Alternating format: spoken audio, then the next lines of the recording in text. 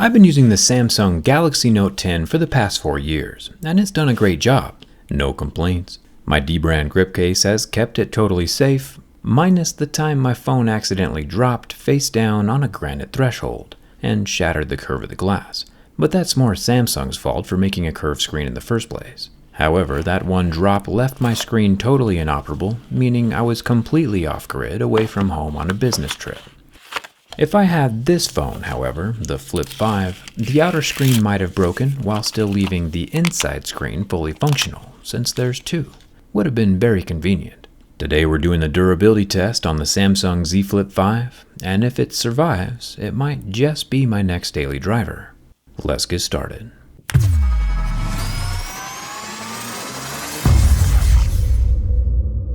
Like usual, and like with any folding phone, the first time we turn the thing on, it gives us a massive list of things we can't do.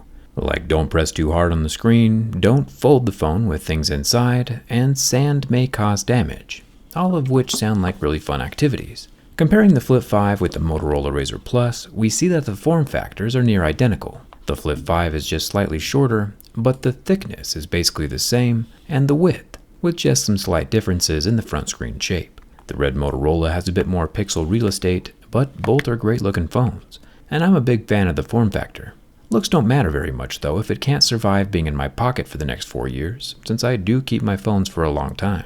The biggest changes Samsung has made is obviously that larger front screen and a redesigned hinge, which allows the phone to fold completely flat. So let's start with the front screen.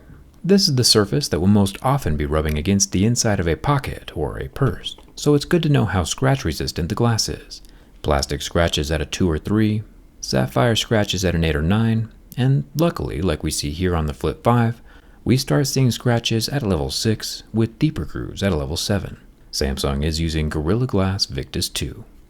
I thought about writing out a new number strip for the inner screen, but we all know that that would be a waste of paper, since the inner flexible screen historically doesn't make it past a 3. You can see the point of my plastic tip Mohs tool marring the surface at a level 2, and leaving deeper grooves on this $1,000 smartphone at a level 3. Fingernails leaving marks are still very much an issue with the Flip 5 flexible display, and Samsung is very right to warn everyone about pressing too hard on the surface. You can see a pre-installed screen protector near the front-facing 10-megapixel selfie camera. Remember, this is the one we're not supposed to remove. The plastic screen protector is also applied over another layer of plastic, so even if it was gone, the screen would still be scratching at levels 2 and 3.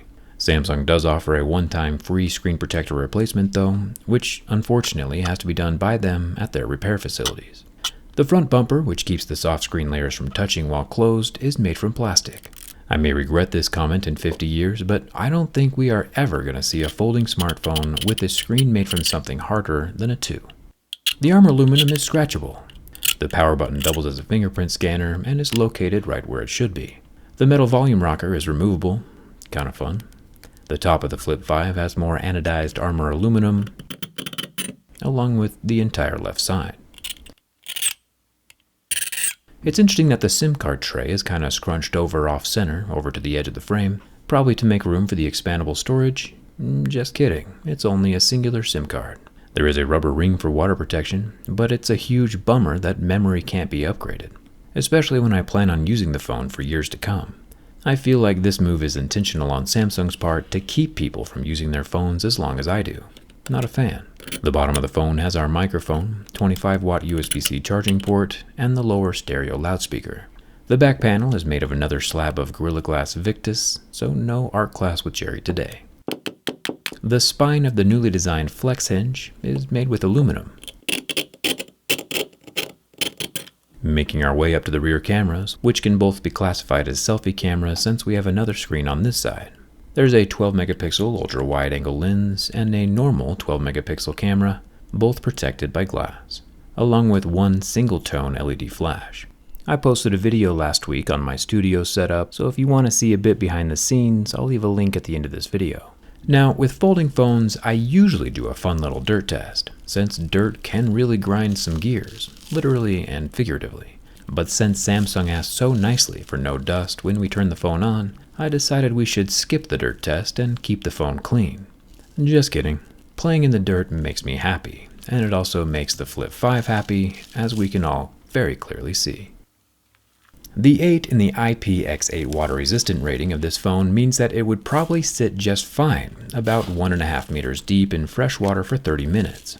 But the X of the IPX8 rating probably means that X marks the spot, so we should throw it in a hole and bury it like a pirate. We got the Flip 5 munching rocks like a Graveler, Goron, or unsupervised 2-year-old, and even then the 5 is still mostly able to avoid any dirt inside the hinge. I do feel a little more resistance and hear more noise than usual, but nothing that's killed the phone yet. I think Samsung is definitely right to suggest not letting it get dirty, but at the same time this test shows that it doesn't need a sterile clean room either, which is good news for me. The inner screen of my Flip 5 is a flexible 6.7-inch AMOLED 2X 120Hz at 1080p, and lasts for about 15 seconds before the outer plastic layer starts bubbling and melting. This test is relevant because, oh, hey look, we have another screen to light on fire. The front display is an oddly shaped 3.4-inch 720p Super AMOLED panel, which also lasts at about 10 seconds before the pixels start to go black and turn off, and mostly not recover. Speaking of not recovering, we have already scratched up the power button, which doubles as a fingerprint reader, and with that minimal damage it was able to scan and set my fingerprint relatively normally. But after adding additional scratches, the capacitive sensor completely lost all functionality and is not allowing me to enter the phone anymore. Some scanners do survive the extra abuse, so it's just something to be aware of. Not a deal breaker, but what would be a deal breaker though is if the phone actually broke. If you remember last year with the Flip 4 durability test, we heard some strange popping noises during the reverse flex. If we try the same thing again this year with the Flip 5, so far so good. Even with all the scratching, burning, dusting, and now flexing, the Flip 5 new hinge and rear slabs of glass keep the phone from bending too far back, avoiding the absolute catastrophes we saw in the Pixel Fold.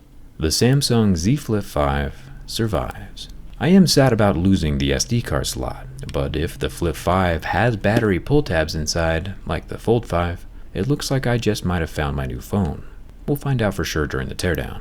Luckily, even though this folding phone is incredibly complex, the smart folks over at Dbrand have still been able to send me a pre-production grip case, which means not only will my outer screen now be protected from drops, bumps, and abuse, it also means I can keep using my own teardown skin.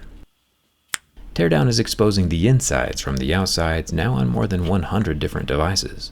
I'll leave a link down in the description if you want to grab a teardown for your own phone or tablet. True happiness resides on the insides, and you can buy that inner happiness down in the description.